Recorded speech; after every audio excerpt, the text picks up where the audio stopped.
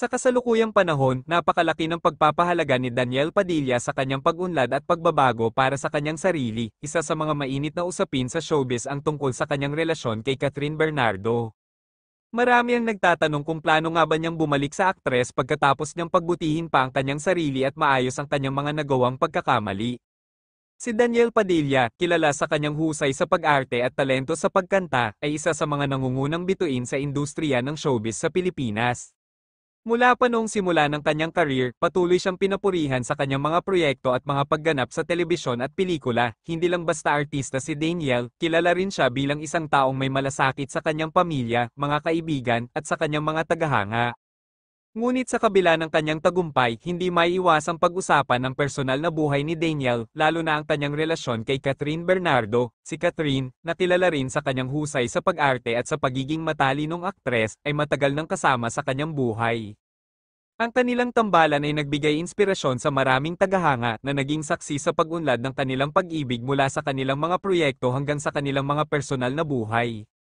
Sa ngayon, bagamat wala pang opisyal na pahayag mula kina Daniel at Catherine tungkol sa kanilang relasyon, patuloy pa rin ang pag-uusap tungkol dito sa social media at sa iba't ibang plataporma. Marami ang umaasa at nagtatanong kung magkakabalikan pa ba sila o tuluyan ng maghihiwalay.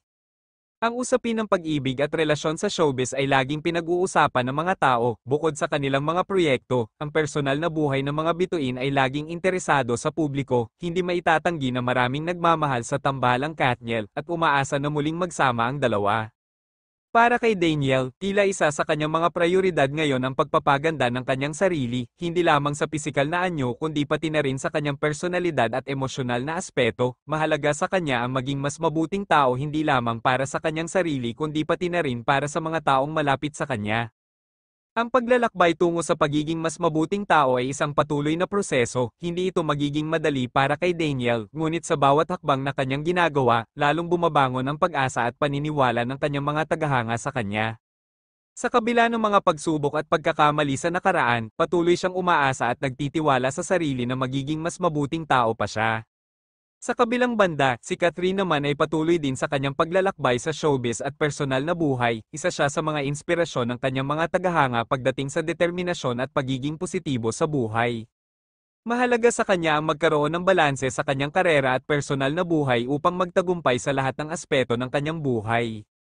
Sa kabuuan, ang pagmamahal at relasyon ng dalawang bituin ay patuloy pa ring sinusubaybayan ng marami, bagamat hindi tiyak ang hinaharap ng kanilang relasyon, umaasa ang maraming tagahanga na magkakaroon sila ng pagkakataong muling magsama at ibahagi ang kanilang pagmamahalan sa kanilang mga tagahanga. Sa huli, ang buhay ng isang artista, bagamat puno ng tagumpay at pagkilala, ay hindi rin naiiba sa mga karaniwang tao pagdating sa usapin ng pag-ibig at relasyon. Lahat sila ay may mga personal na laban at pagsubok na kanilang kinakaharap, ngunit sa bawat hakbang na kanilang ginagawa, patuloy silang nagbibigay inspirasyon at nagbibigay pag-asa sa kanilang mga tagahanga.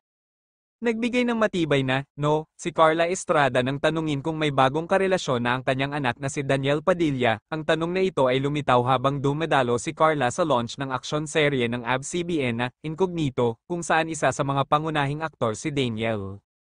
Sa kabila ng maraming katanungan mula sa mga tao ukol sa kung may pumalit na ba kay Catherine Bernardo sa puso ni Daniel, matipid lamang ang naging sagot ni Carla. Hindi niya direktang tinukoy ang anumang detalye tungkol sa estado ng relasyon ni Daniel at Catherine, ngunit kitang-kita ang kanyang desisyon na maging maingat at hindi magbigay ng pahayag ukol dito. Samantalang tahimik siya sa mga usapin tungkol sa bagong relasyon ni Daniel, ibinahagi ni Carla ang kanyang saloobin ukol sa pagiging magulang, lalo na sa mga panahon ng pagsubok na kinaharap ng anak. Ayon kay Carla, bilang ina, ang mga magulang ang unang nakararamdam ng lungkot kapag ang kanilang mga anak ay malungkot. Ang mga nanay ang unang malulungkot pag malungkot ang mga anak, lalo na pag may pinagdadaanan ng anak, saad niya. Ipinakita ng TV host at aktres na labis siyang nagmamalasakit sa kalagayan ng kanyang anak at naranasan niya ang hirap at kaligayahan ni Daniel, lalo na sa mga emosyonal na aspeto ng kanyang buhay, tulad ng mga relasyon. Ipinahayag ni Carla ang kanyang suporta at pagmamahal kay Daniel sa kabila ng mga pagsubok na dumaan sa kanilang pamilya. Ayon pa sa kanya, bilang magulang, ang pinakamahalaga ay ang patuloy na pagtulong at pagbibigay ng gabay sa anak, lalo na kung sila ay dumaranas ng kalungkutan o paghihirap sa kanilang personal na buhay. Nang tanungin si Carla kung paano siya naging bahagi ng proseso ng paghilom ng anak mula sa mga pagsubok na dulot ng relasyon nito kay Catherine, inamin niyang hindi ito madali. Gayunpaman, ipinakita ni Carla ang kahalagahan ng pamilya at ang papel ng isang ina sa pagpapalakas ng loob ng anak lalo na sa mga mahihirap na panahon. Ibinahagi rin niya na sa bawat hakbang ng kanyang anak, nandyan siya bilang gabay at tagapagtanggol, handang suportahan si Danielle sa lahat ng aspeto ng kanyang buhay.